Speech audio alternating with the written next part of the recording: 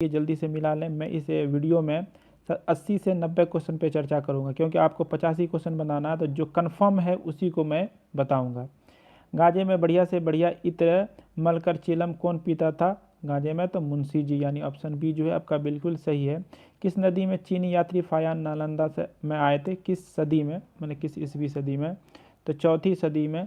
ठीक है, अगला क्वेश्चन देखते हैं क्या करा। नालंदा विश्वविद्यालय का जन्म कैसे हुआ? तो नालंदा विश्वविद्यालय का जन्म जो है आपको कैसे हुआ? जनता के उदार से, दान से, यानी ऑप्शन जो है सी जो है आपका बिल्कुल सही है। अगला देखते हैं, वियोग किस लेखक का प्रसिद्ध गद्य काव्य है? तो वियोग जो है इसमें आप लोग कमेंट करके बताएं।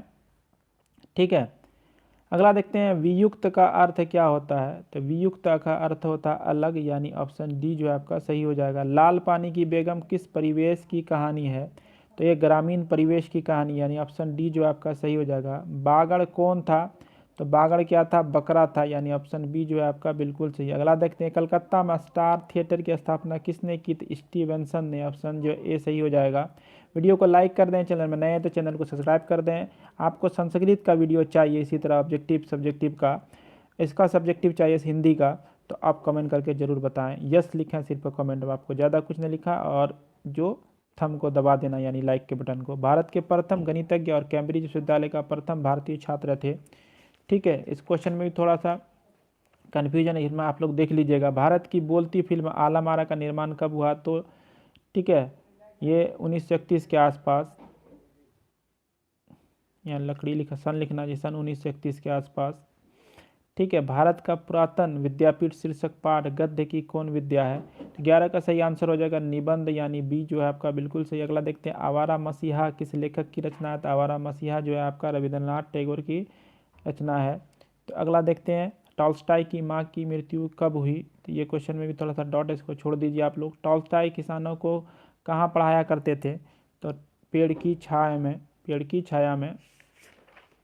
ठीक है, अगला देखते हैं, उलूंग का क्या अर्थ होता है? तो उलूंग का अर्थ है, ये भी थोड़ा सा कन्फ्यूजन है इसमें, इसको रहने दीजिए। भूगोल की किताब किनको अत्यंत कंजूस महाजन की तरह दिखती थी? तो जैसलमेर को, यानी ऑप्शन सी जो है आपका बिल्कुल सही है। जगदीश नारायण चौबे का जन्म कब हुआ था? तो जगदीश नारायण चौबे का जन्म 1939 को, यानी ऑप्शन सी जो है आपका बिल्कुल सही है। अच्छे निबंध के लिए क्या आवश्यक है? तो कल्पना शक्ति, ऑप्शन बी जो है आपका बिल्कुल सही है। अस्पृश्य का क्या अर्थ होता है? तो न छूने योग्य। इस अस्पृश्य का माने होता है छूने योग्य, अस्पृश्य का माने नहीं, आप लोग को पता ही होगा। चार मशीन की कलाई कट गई, सोनेलाल ने किससे कहा? तो 20 का सही आंसर क्या हो जाएगा आपका? डॉक्टर से। एकदम यही क्वेश्चन पूछेगा, एक जरा शंका मन में मत रखिएगा आप लोग। आपने देखा होगा इंग्लिश एसएसटी का क्वेश्चन सेम टू सेम था, अगर नहीं देखा तो उसका भी लिंक डिस्क्रिप्शन में आप देख सकते हैं। रविन्द्रनाथ टैगोर के पिता का क्या नाम था? तो रविन्द्रनाथ टैगोर के पिता का नाम था महर्षि देवेंद्रनाथ टैगोर, यानी ऑप्शन बी जो है आपका बिल्कुल सही है। शांति निकेतन की स्थापना कब हुई थी? तो रविन्द्रनाथ टैगोर ने किया था 1901 ईस्वी में। ऑप्शन ए जो है आपका बिल्कुल सही। अगला देखते हैं, शिक्षा में हेरफेर शीर्षक निबंध किसकी खामियां को उजागर करता है? तो शिक्षा प्रणाली की, यानी ऑप्शन सी जो है आपका बिल्कुल सही है। रैदास के 40 पद कहाँ सम्मिलित है? गुरु ग्रंथ साहब में। प्रभु जी तुम दीपक हम बाती, जो कि ज्योति बुरे दिन राती, यानी ऑप्शन बी जो है आपका बिल्कुल सही हो जाएगा। अगला देखते हैं, गुरु गोविंद सिंह का जन्म कहाँ हुआ? तो पटना में। 1666 ईस्वी में किस तारीख को हुआ था? आप लोग कमेंट करके बताएं। अगला देखते हैं, फलक पावड़े शीर्षक कविता में सूरज के क्या निकल रहा है? तो रोली भरी थाली, यानी ऑप्शन जो है आपका सी बिल्कुल सही है। सुनहली चादरें कहाँ बिछी हुई है? तो सुनहली चादरें जो है झील, तालाब और नदियों में। अगला, यामा किसकी रचना की है? तो 29 का सही आंसर क्या हो जाएगा इसका? आप लोग कमेंट करके बताएं। अगला देखते हैं, कवित्री महादेवी वर्मा किसे मलिन नहीं करने की बात करती है? तो पथ को होना चाहिए, इसमें भी थोड़ा शंका, आप लोग देख लीजिएगा। नीर का क्या अर्थ होता है? नीर का अर्थ होता है जल, नीर का अर्थ है जल, पानी। कृति गायन कौन गा रहा है? तो कृति गायन जो है विहक, बंदी, चरण और चरण। हरि रायवंश बच्चन कहाँ के रहने वाले थे? तो ये आपका इलाहाबाद उत्तर प्रदेश में इसका जन्म हुआ था 1907 ईस्वी में। ठीक है, प्रयागराज अभी जिसका नया नाम है। आ रही रवि की सवारी शीर्षक कविता में रवि को किस रूप में चित्रित किया गया है?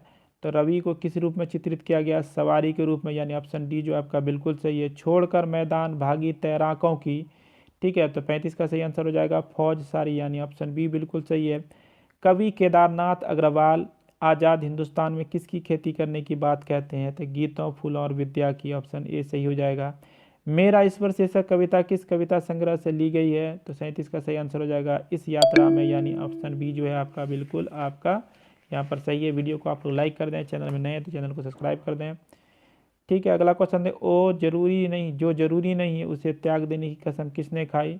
तो इसका भी थोड़ा सा इसमें कन्फ्यूजन है, आप लोग देख लीजिएगा। रुको बच्चों शीर्षक कविता में किसे कुर्सी से उठने के कई मिनट लग जाते थे? चौकीदार को। ऑप्शन ए सही हो जाएगा। अगला देखते हैं, किस कविता में कवि द्वारा कार्यपालिका, न्यायपालिका और विधायिका पर टिप्पणी की गई है?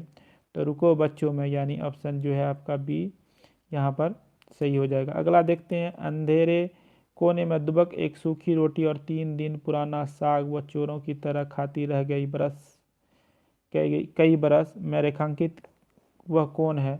तो निम्मो है रेखांकित। ठीक है, यानी ऑप्शन ए जो है आपका बिल्कुल सही है।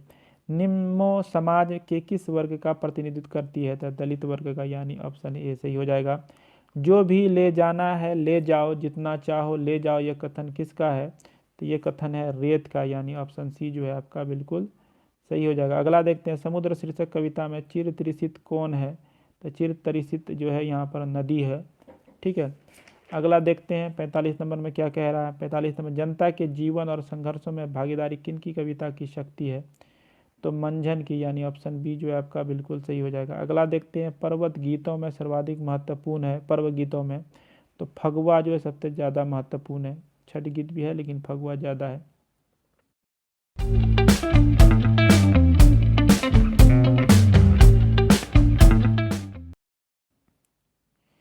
पटना में कला और शिल्प महाविद्यालय की स्थापना किसने की थी? तो पटना में कला और शिल्प राधा मोहन बाबू ने। ऑप्शन सी बिल्कुल सही है।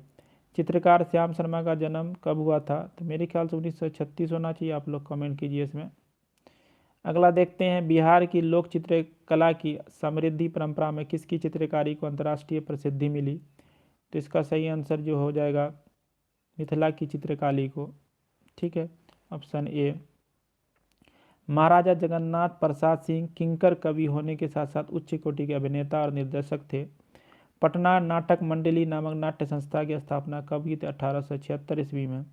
अगला, फिल्म पुनर्जन्म के निर्माता कौन है? तो महाराजा जगन्नाथ प्रसाद सिंह, ये होना चाहिए मेरे ख्याल से, इसमें आप लोग कमेंट कर लीजिए। छोड़ दीजिए, क्योंकि 40 नंबर जो आपका व्याकरण है वहाँ पर आपका सॉलिड में सही आंसर बताने वाला हूँ, एकदम ईजी है। मेरे मन मितवा नाम से एक मगही फिल्म किसने बनाई? तो मगही फिल्म जो है इसका भी आप लोग कमेंट करके बताएं, एग्जैक्ट मुझे नहीं पता अभी। 53-54 को आप लोग छोड़ दीजिए। 55 को देखते हैं क्या कह रहा है। अंतर्राष्ट्रीय ख्याति प्राप्त मधुर आनंद ने नृत्य क ख ग किससे सीखा? तो नर्तक पिता बलराम लाल जी से, यानी ऑप्शन ए सही हो जाएगा। नलिन गांगुली का विशेष महत्व किस प्रकार के नृत्य के लिए है? तो लोक नृत्य के लिए। ऑप्शन जो बी बिल्कुल सही है। जट जटिन कहाँ का लोक नृत्य है? तो मिथिला का, यानी ऑप्शन सी जो है आपका बिल्कुल सही है। गायिका शारदा सिन्हा के गुरु कौन थे? तो इस क्वेश्चन में भी थोड़ा सा कन्फ्यूजन है, आप लोग देख लीजिएगा। अगला, ठुमरी गायन में किसने प्रसिद्धि पाई? तो ठुमरी गायन में शारदा सिन्हा ने प्रसिद्धि पाई। ऑप्शन ए सही है। वानभट्ट किस जिले में निवासी थे? तो भोजपुर छपरा, यानी ऑप्शन बी जो है डी जो है आपका बिल्कुल सही है। अब इसके बाद व्याकरण है, देखिए व्याकरण एकदम ईजी है। ठीक है, क का कंठ है, उच्चारण स्थान पूछ रहा है। एक ध्वनि जब दो व्यंजनों से संयुक्त हो जाए तब वह कहलाती है। ठीक है, तो वो क्या कहलाती है? 62 का सही आंसर क्या हो जाएगा?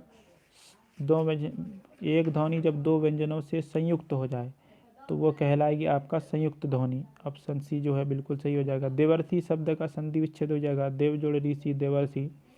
अगला देखते हैं, संधि के कितने भेद होते हैं? तो 3 भेद होते हैं संधि के, स्वर संधि, व्यंजन संधि, विसर्ग संधि। अंतस्थ व्यंजन कौन है? तो य र ल व अंतस्थ व्यंजन है। ऑप्शन बी बिल्कुल सही है। द अ क श अ, तो क्या हो जाएगा? दक्ष हो जाएगा, इसको मिलाकर के शब्द बनेगा दक्ष। व का उच्चारण स्थान क्या होता है? दंतोष्ठ, यानी आपका दंत प्लस ओष्ठ। ऑप्शन ए बिल्कुल सही। अशुद्ध शब्द यहाँ पर कौन है? तो शुद्ध शब्द जो है आपका गुप्त है, बाकी सब अशुद्ध है। अगला, भारत कौन संज्ञा? तो भारत जो है वो व्यक्तिवाचक संज्ञा। ऑप्शन सी जो है बिल्कुल सही है। शब्द की जाति को क्या कहते हैं? तो लिंग कहते हैं, यानी ऑप्शन बी बिल्कुल सही है। सेवा शब्द का लिंग क्या हो जाएगा? मेरी सेवा समाप्त होती है, तो यानी स्त्रीलिंग है। ऑप्शन ए जो है बिल्कुल सही है। जीव शब्द है आपका तद्भव, इसका जिह्वा होता है तत्सम। अगला देखते हैं, अक्षर शब्द का लिंग क्या है? तो अक्षर शब्द का लिंग जो हो जाएगा आपका कि आपकी अक्षर जो है अच्छी है कि अच्छा है, तो अच्छा है, तो ऑप्शन जो है आपका बी बिल्कुल सही है। पेड़ से फल गिरा किस कारक का, तो अपादान कारक, अपादान से जो है जुदा होने के संबंध में।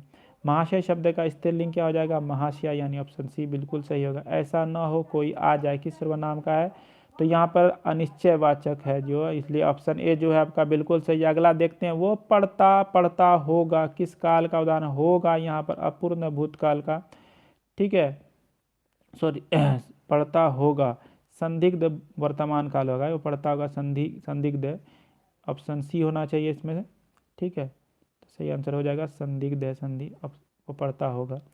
ताप शब्द का विलोम क्या हो जाएगा, तो ताप शब्द का, ठीक है, ताप शब्द का यहाँ हो जाएगा विलोम मान उल्टा शीत हो जाएगा, ऑप्शन डी बिल्कुल सही। अपने परिवार के साथ के लिए एक शब्द होगा स्वपरिवार, यानी ऑप्शन बी स्वपरिवार, कहीं जाते हैं तो बोलते हैं हम लोग। गुस्सा पीना मुहावरे का अर्थ है क्रोध दबा लेना, ऑप्शन जो है आपका डी बिल्कुल सही है। पुत्र का पर्यायवाची तनय माने पुत्र होता है, तन्या माने पुत्री। अनाथ शब्द का विलोम क्या होता है, सनाथ, अनाथ जिस है ना, सनाथ। अगला, जहाँ मुफ्त का खाना मिलता है, निर्मूल, मुफ्त का बिना मूल के।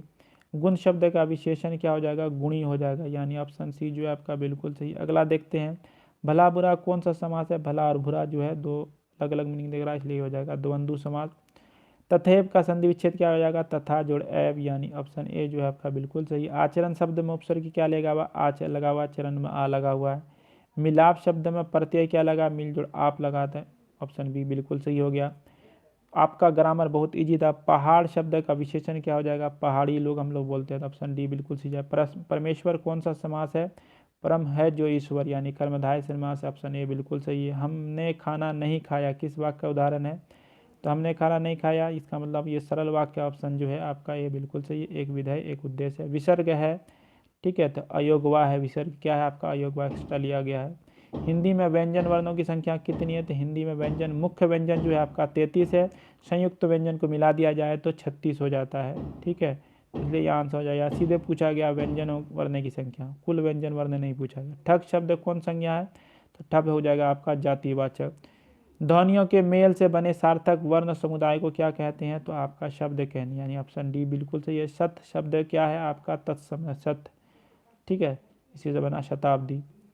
विदेशी भाषाओं से हिंदी में आए शब्द को क्या कहते हैं, तो विदेशज शब्द कहते हैं, ऑप्शन जो है आपका बी बिल्कुल सही है। क अ म अ ल अ, यानी कमल, ऑप्शन सी बिल्कुल सही हो जाएगा। उदय का संधि विच्छेद का उत जोड़ ऐ उदय, यानी ऑप्शन बी बिल्कुल सही है। किसलय शब्द का लिंग क्या है, इसको आप लोग क्या कीजिएगा, कमेंट करके बताइएगा। मैं इसको आधा कर देता हूँ कि यहाँ से लेकर के इन दोनों में आंसर होगा, ठीक है।